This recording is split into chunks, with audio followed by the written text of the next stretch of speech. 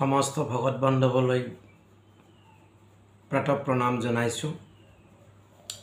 শ্ৰীমদ্ভাগৱত মহাপুৰাণ নৰ প্ৰথম স্কন্ধৰ যিটো 4 নম্বৰ শ্লোক, এই 4 নম্বৰ শ্লোকটো আমি যদি চাওঁ,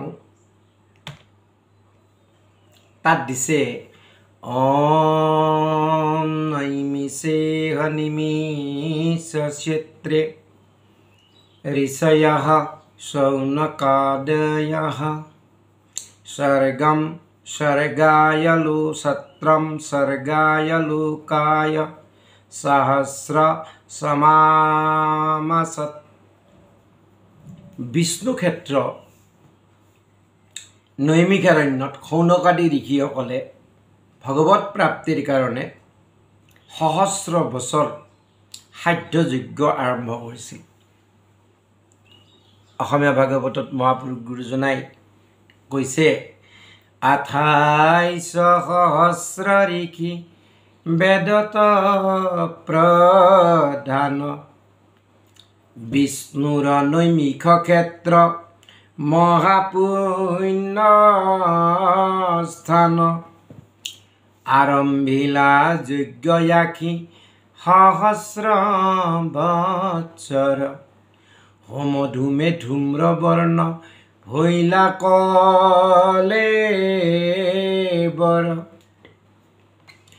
কলিকালৰ ঠিক প্ৰাৰম্ভণিতে শৌনকাদি ঋষিসকলে মনে মনে চিন্তা কৰিলে যে কলিকালৰ যি স্বভাৱ, ইয়াৰ স্বভাৱে হ'ল জীৱক বলপূৰ্বক ভগৱানৰ চৰণৰ পৰা টানি নি বিষয় সম্বন্ধীয় সুখত আসক্ত কৰোৱা, অৰ্থাৎ মানুহ সদায় বিষয়ৰ প্ৰতি আসক্ত হ'ব। গতিকে কলিকাল আৰম্ভ নহওঁতে ইতিমধ্যে জগতত আত্মকলহ দেখা দিছিল। পুত্ৰাদিয়ে বৃদ্ধ পিতৃ মাতৃৰ সেৱাত ইতিমধ্যে পৰামুখ হৈছে, ৰমণীবিলাকে পতিব্ৰতা ধৰ্মৰ পৰা বিচলিত হৈছে, সন্যাসীবিলাকে গাঁও নগৰত বাস কৰিবলৈ লৈছে। এইবিলাক আচলতে কলিকালৰ প্ৰভাৱিত হৈছে। এতিয়া তেওঁলোকে ভাবিলে আমাৰ কি গতি হ'ব? শৌনক প্ৰভৃতি ঋষিসকলে ভাবিলে যদি এইসকলৰ এনেকুৱা হৈছে, আমাৰ কি হ'ব? কলৈ গ'লে কলিৰ এই হাতৰ পৰা পৰিত্ৰাণ পাম?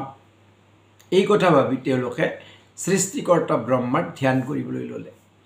আৰু কিছু সময়ৰ পিছত কি হ'ল যে ব্ৰহ্মাদেৱে দৰ্শন দিলে আৰু তেওঁলোকে কৃতাঞ্জলিপূৰ্বক ব্ৰহ্মাক ক'লে যে হে পিতামহ, আমি কি কৰিলে এই কলিকৃত দোষৰ পৰা মুক্ত হ'ব পাৰিম আৰু ঈশ্বৰৰ চৰণত একান্তভাৱে ভজনা কৰিব পাৰিম? ব্ৰহ্মা তেওঁলোকৰ ওপৰত সন্তুষ্ট হ'ল আৰু হৈ এটি মনোময় চক্ৰ নিক্ষেপ কৰিলে আৰু নিক্ষেপ কৰি ক'লে যে তোমালোকে এই চক্ৰৰ অনুসৰণ কৰা, য'তেই এই চক্ৰৰ নেমি মানে অগ্ৰভাগ বা প্ৰান্তভাগ শীৰ্ণ হ'ব, তাতেই ভগৱানৰ ভজনা কৰিবলৈ ল'বা।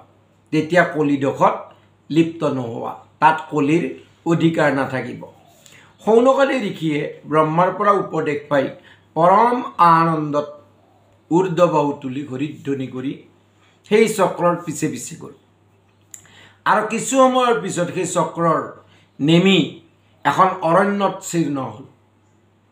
ঋষিসকলে পৰমানন্দে সেই স্থান সংস্কাৰ কৰি যজ্ঞ আৰম্ভ কৰিলে আৰু এই অৰণ্যত চক্ৰৰ নেমি জীৰ্ণ হৈছিল কাৰণে এই অৰণ্যৰ নাম নেমিষাৰণ্য হ'ল।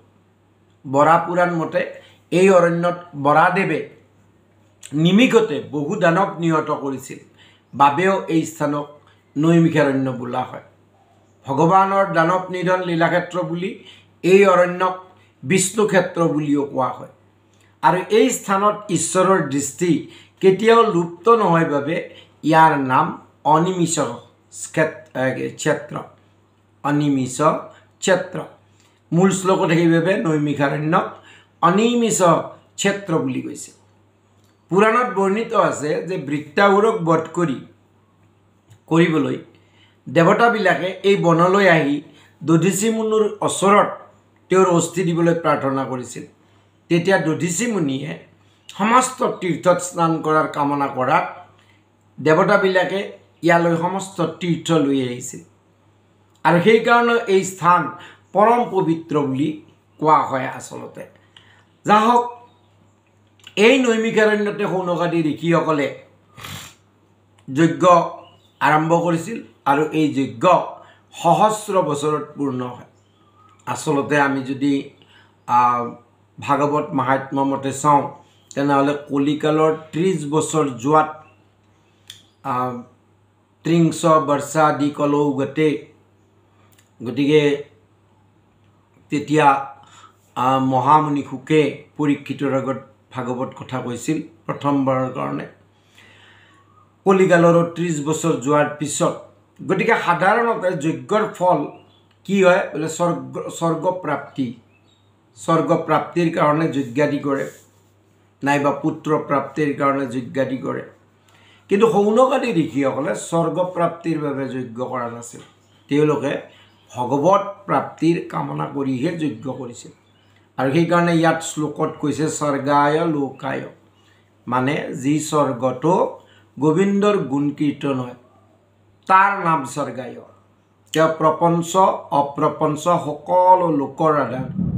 তেওঁলোকে ভাবিছিল যে সৎসংগত কৃষ্ণ কথা আলাপন কৰিলে কৃতকৃত্য হ'ব, সেইকাৰণে তেওঁলোকৰ কামনা পূৰ্ণ হৈছিল আৰু পৰম ভাগৱত শিৰোমণি শ্ৰী সুত সেই ঠাইলৈ আহি মহাভাগৱত কথা কীৰ্তন কৰিছিল আৰু সৌনকাদি মুনি শুনি কৃতাৰ্থ হৈছিল। কৃষ্ণ।